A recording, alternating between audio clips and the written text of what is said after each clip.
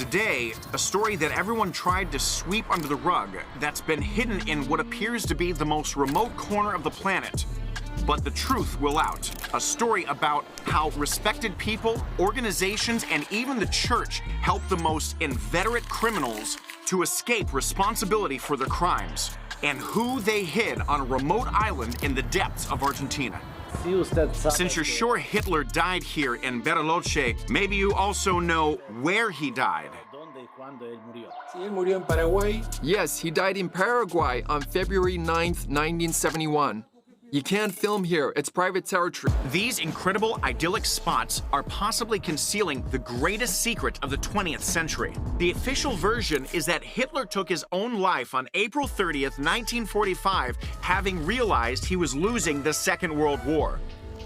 And that's what we've all thought since we were kids, and nobody has ever doubted it. That always goes without saying. We will remember Russia, our fortunate land of Russia. On May 2nd, Soviet troops seized the German capital, and here we see Marshal Zhukov looking over Berlin. This is the official film, the Brandenburg Gates. Finally, the military chief is led to the small house over Hitler's bunker where charred bodies lie in wait. The Führer's bodyguard personally shows them. The Red Army soldiers photograph themselves close to the dead leader of the Nazis, checking his identity with the photo. We're forced to cover the face of the deceased, but it can easily be distinguished that this was Hitler, and the soldiers' reactions confirm this. Several days later, however, there appear to be doubts. I've been racking my brain over this story for several months. And every time I think, that's it, that's the answer, I get it, I find some new document that erases everything beforehand. I began this quest sure that Hitler killed himself on April 30th, 1945, while all the fabrications about his miraculous salvation were conjured up later by conspirologists, people who love to speculate.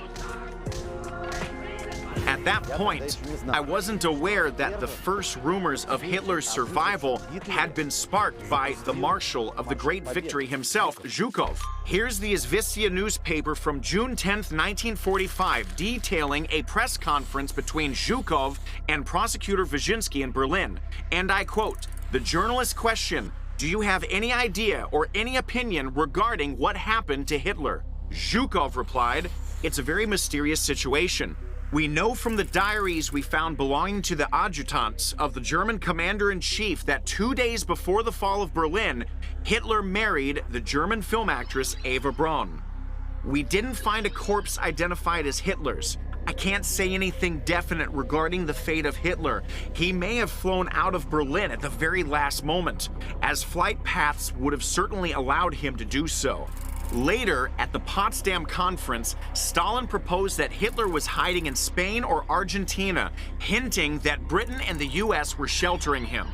But the fact that there's official film footage of Zhukov in Berlin and Hitler's bodyguard showing him the dead Führer, as well as the Red Army posing next to Hitler's body, confidently verifying the corpse by the photograph. Could all of this really be? One thing I can definitely say is that the part with the Red Army men and Hitler is fake. The Red Army couldn't have photographed themselves with the body of Hitler, let alone identified him from a photograph, as there was nothing to identify. The Führer's body had been scorched by the consequent fire after Hitler had taken his own life. So yes, there is Stalin's version that Hitler fled, and there are the remaining tales that Hitler committed suicide and was incinerated. All of that was discovered near the Führer's bunker, where the charred remains of bodies and the Soviet leadership continued to assert that Hitler was alive. Into reverse, and even accused the British, how seriously I don't know, but actually accused the British of keeping Hitler alive in the British zone for future use against them. In September 1945, British agent Hugh Trevor Roper was appointed to investigate the case of whether Hitler was alive or not. Okay, I'm back, got fresh on the scene. Franchise best on the team. It's now early morning, and I'm on my way north of Bariloche to a place where Adolf Hitler is presumed to have spent the last years of his life. Let's see how close we manage to get to this place. We'll see. Judging by the photos, it's a beautiful, huge chalet on the lakeside in a secluded area which, for some reason, no one is permitted to enter to this day. Now I'm in the game, I was on the bench. First I was renting, now I'm collecting rent. Run it up. The road is as picturesque as they come. I mean, that's for sure. It's just literally perfect. The lake, the mountains, the snowy mountain caps, the windy road, all of it. It's gorgeous here. It's just super, super, super beautiful.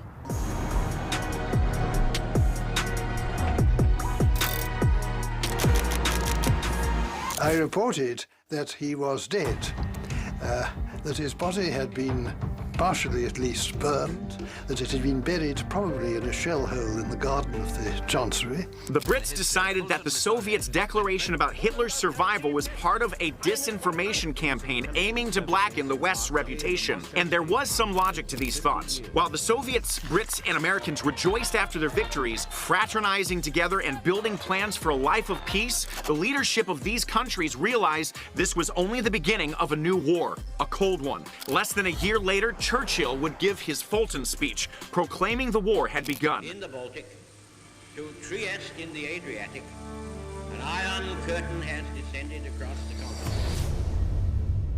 Churchill scared everyone with claims of how terrible the communists were, and owing to that, the dissemination of communist ideas had to be stopped. Meanwhile, the USSR spoke of the horrors of Western values, and basically it was clear that they were harboring Nazis, and that they'd saved Hitler's life.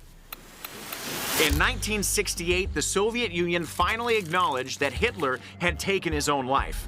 It turns out that the counterintelligence agency Smersh had established this fact back in 1945. Moreover, the remains of Hitler, Eva Braun, and Goebbels were in the hands of Smersh. They were transferred from Berlin and buried first in Buch, then Fernau, Rathenau, and finally Magdeburg.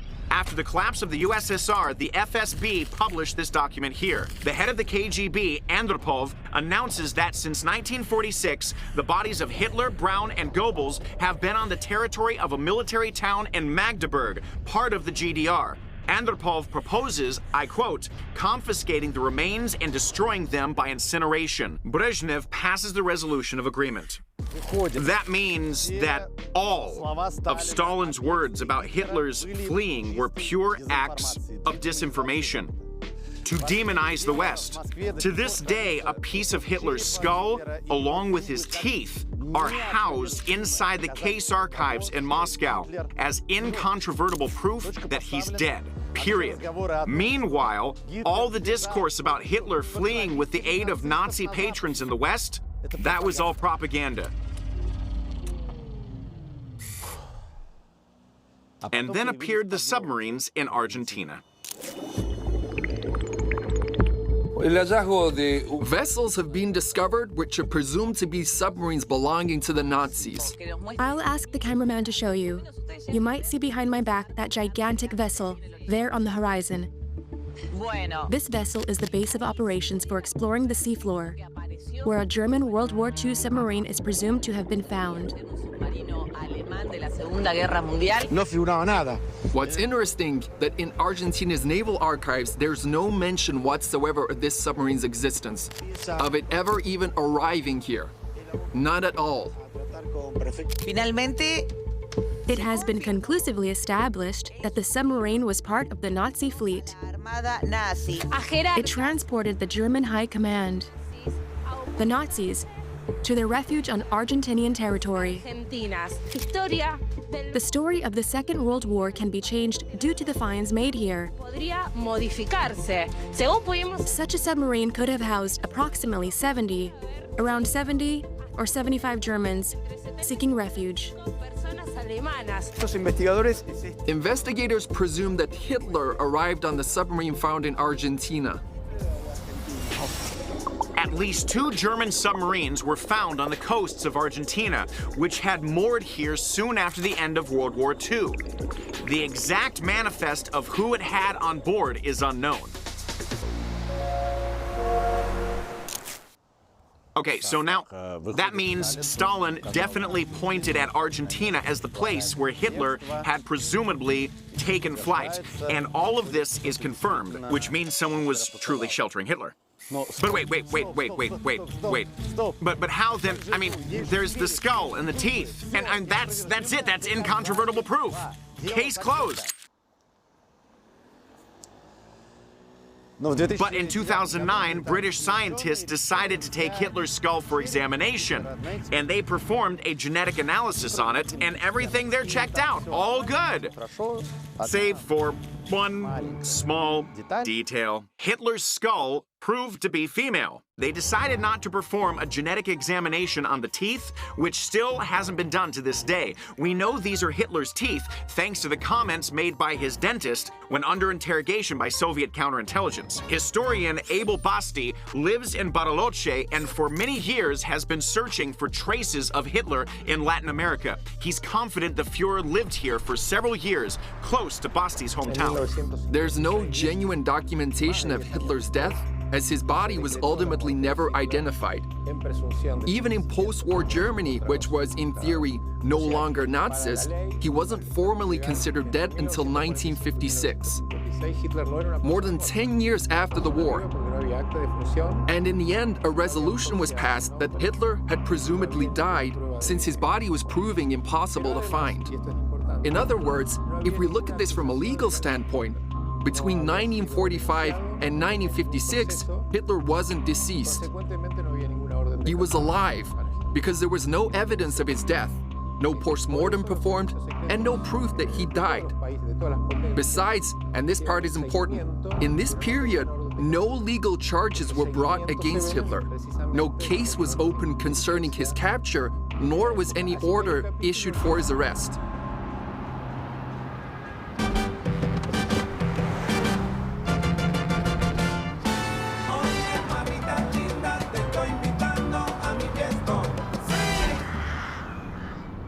The house where Hitler is presumed to have lived is located right there, behind the fence and down the road. We're going to try to get as close as we can to it. There's a fallen fir tree lying right across the road. It says private property, but someone has definitely been through here. FYI, I'm not going to break into anywhere. In fact, based on the locals' accounts, this house has been abandoned for a long time. That said, it's really, really gorgeous, clearly an expensive build, but for some reason, no one moved into it. There's no hotel here, nor a private residence.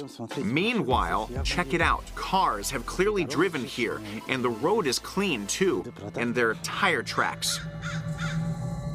At some point, the road becomes fenced off, and behind it, you can see a dilapidated plot peppered in snow. I don't want to climb through because that would be breaking the law, but I'm expecting that someone might come out, and then I can ask them what's here. There are forbidden signs everywhere, but people have clearly tried to slip through.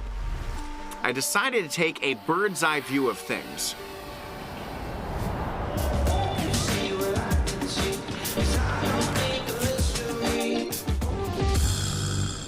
There it is, this Bavarian-style house on the bank of a picture-perfect lake overlooking some small islands. A huge territory cordoned off from the road by thick forest. Not a single neighbor. Argentinian journalists broke their way into the territory and even discovered a bunker there. What you see are the ruins of a military bunker constructed in 1946. Amazingly, this was immediately after the war, and for some reason, it was blown up by the Argentinian military in 1954. 1945. The house has clearly been in this dilapidated state for several decades.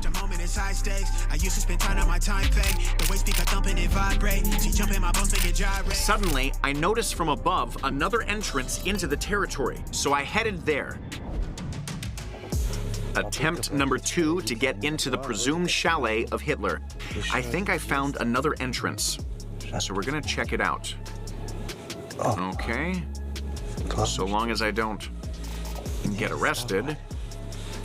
I mean, in theory, I'm not doing anything illegal.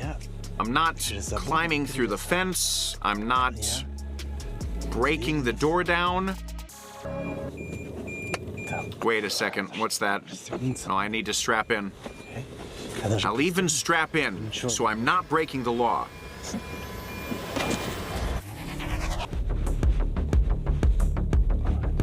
Something's being built here. In fact, I'd even be happy if someone was here, as I'd like to ask them some questions. What is here? How in the world is it here? Because it could easily turn out, and honestly, I believe this even more than the contrary, that there was never any Hitler living here. I mean, Hitler in Argentina. It's just, oh, okay, there's a car coming our way. Hello, senor. Could I ask you something? I'm a blogger. I'm shooting for my channel. I know there's a building here which, But you can't enter here. Oh, I can't enter. But I wanted to film. I heard that Hitler lived here. Right. Do you know the story? Well, he didn't live here. It's a legend. Yeah, like a legend, right. Could I just pop in and shoot a little bit there? Just a couple of shots. That might end badly. Is there someone there? Yeah, there is. Could I ask them? Could I go and ask whether I can film? Well, all right. Go on through. Okay, thank you. So the main piece of proof for everyone who believes that Hitler fled is this photo here taken after the war in 1954. And this isn't an image from an entertainment site. This is a specimen from the archives of the CIA. This photo is accompanied by a letter from a CIA agent codenamed C-Melody-3, who recounts how he acquired the photo. And he says that Hitler is living under the name Adolf Hitler in the city of Tunja, Colombia. When this photo was discovered, the CIA agents in Bogota, when they began suspecting that Hitler had come to Colombia in 1954, they sent a report to Washington that, judging by the photo, Hitler was located in a small city named Tunja, 100 kilometers from them, and they could go and detain him. But what do the CIA decide? HQ has no objections to stations passing this information to Soraya. That's obviously their agent in Colombia. But it's felt that enormous efforts could be expended on this matter, with remote possibilities of establishing anything concrete. Therefore, we recommend that this matter be dropped. The chiefs in Washington wrote that the operation will be too expensive and with an inconclusive result. Traveling 100 kilometers to catch Hitler is very expensive. Cease all action concerning this. Nothing. They did nothing. Here, of course, many may say, and fairly so, that the American Special Services at that time were literally bombarded with messages from strangers claiming to have seen Hitler here and there. Here are only some of the actual letters from the FBI archives. Hitler was seen in New York, in the state of Virginia, also in a lot of other places across the U.S. He was seen in Spain. People sent exact coordinates of where they'd seen him, their telephone contact with the words, "Call me, I'll tell you where the Führer is hiding," and so on. And naturally, the CIA simply couldn't process this whole cascade of letters. But here is a letter, not from a stranger or an unknown individual, but from a CIA agent, a person who's paid specially to bring them useful pieces of information. And this isn't just a letter like, I saw something, but a photograph. And what did command decide? That, well, driving a whole 100 kilometers to spend, I don't know, 3 hours and several dollars, that is too much effort. And the overall outcome would be too inconclusive. Catching the bloodiest leader in the whole of the 20th century, Hitler? That's not worth the CIA's time. And this is another piece of evidence testifying to the existence of a protective umbrella created by Washington after a secret agreement between Truman and Hitler, which not only provided Hitler with impunity, but also thousands of Nazis.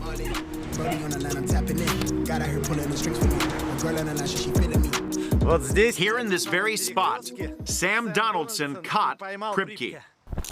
Mr. Pripke, Sam Donaldson, American TV. You were in the Gestapo in 1944, were you not? At that time, yes. You know the communists blew up one of our soldiers there. For each one of ours, 10 Italians should have died. 10 Italians had to die. Pripke's car stood here, and when Donaldson was interviewing him, a triangular roof was visible from behind. That's the roof there. Pripke was a war criminal, not the most odious of them all, not the most wanted, just the first over many years who agreed to admit he'd been living peacefully in Argentina for decades, that no one had touched him. And what's more, he was a respected member of society and didn't consider himself guilty of anything. Here is the very house that Erich Pripke and his family lived in from 1949. It's surrounded by a cozy German quarter. So check it out. You've got these German-style houses, very familiar to Pripke from an architectural perspective. There's a German restaurant over there, and past that, another German restaurant. And so this here is what's called feeling right at home. And he was respected here and loved no less than he was at home. There's a German school up ahead where Pripke was head of the board of governors. And then it was as though a dam had burst. Another resident of Bariloche admits he is also SS officer Reinhard Kops. Is your name Reinhard Kops? No. Were you in the Nazi Party? No, never. On the contrary, I helped those trying to flee from the Nazis. I saved 35 children from Auschwitz. But when he was shown photographs of him from Germany, his answer changed. You were Reinhard Kops. No. No? I was. When was that? The German embassy gave me a new name in 1952. Another name? Juan Mahler. Mahler, yes. But what were you called before Mahler? Kops. So your name is Kops. Not anymore. It used to be. A lot of theories exist, including some conspirological sorts, concerning how exactly the Nazi criminals were able to escape Germany and make it here to Latin America, including Bariloche. What we know for certain is the existence of so-called rat trails. And we also know that one of the largest rat trails ran through the Vatican. It's even common knowledge there was a priest who helped the Nazis. This was Bishop Hudel, a native to Austria, who supposedly was simply aiding his fellow countrymen. What we don't know, or rather, the Vatican still hasn't published the documents on it, is whether Pope Pius XII was aware that the Vatican was helping criminals to flee to Latin America. In 2020, the Vatican began publishing these documents, but still failed to divulge the most interesting parts. A series of recently opened Vatican archives are shedding new light on the relationship between Pope Pius XII himself and Adolf Hitler. The Vatican is publishing secret archives so the world can learn the truth about the papal throne and the Nazi Party. But not all the archive secrets are on show. Correspondence dealing with World War II are still off limits. How exactly did the priests help these Nazi criminals? First, they issued them a so-called Vatican passport, where they inserted a fabricated name. But this passport wouldn't have allowed a person to receive foreign visas or cross borders, which is why afterwards, the criminals went to the International Red Cross, where they then received refugee passports from the International Red Cross. And in that passport, you could stamp a visa, and with that passport, you could travel. Here, for instance, is the Red Cross passport issued to the architect of the Holocaust, Adolf Eichmann. He also left for Argentina, but he was caught there by Mossad and shipped to Israel to face trial. There's a great film about it called Operation Finale. I recommend watching it. In the end, Eichmann was charged and executed. All the rest either avoided punishment or were given strange sentences. For example, Eric Pripke was arrested and extradited to Italy, where he was sentenced to life imprisonment. But due to his age, he was permitted to spend it at home. By the looks of this grandpa, slowly walking through an ancient city, you wouldn't say this is a war criminal who's facing a life sentence. I bet this is the only case in history when charged with mass murder, a person is given a ticket to Rome and made to live there.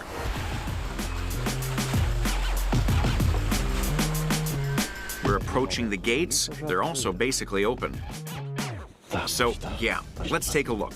I'm walking toward the chalet branded as the last home of Hitler. It's clear there are repair works taking place. Someone's cars are there. So I go inside, and there's a huge living room with a fireplace. You can see the place has been empty for a while. Here's the exit, and just look at this view. You simply have to see this. The view is crazy, looking out onto snowy mountains and this lake. All this reminds me of the Berghof residence in Bavaria, where Hitler and Eva Braun loved to spend their time. Who's in charge here? I wanted to ask. You can't film here. You can't film here. It's private territory. But I heard something like this was once Hitler's house. Yeah. What? We can't talk about that. I'm sorry. This is private land. Well, yeah, I understand that. So who can I ask whether I'm allowed to film or not? You can't. But is there someone who might permit me? No. There's no boss here. But you've heard the legend about Hitler, right? Yeah, of course. Everyone knows it. Well, as you heard, all the workers know about the legend. At least, well, but that doesn't prove anything. It doesn't make the legend true. Well, since you claim that Hitler lived here in Bariloche, do you know where he died? Yes, he died in Paraguay on February 9th, 1971. The year 1971. So then he was 80. He lived another 20 years after the war. Precisely.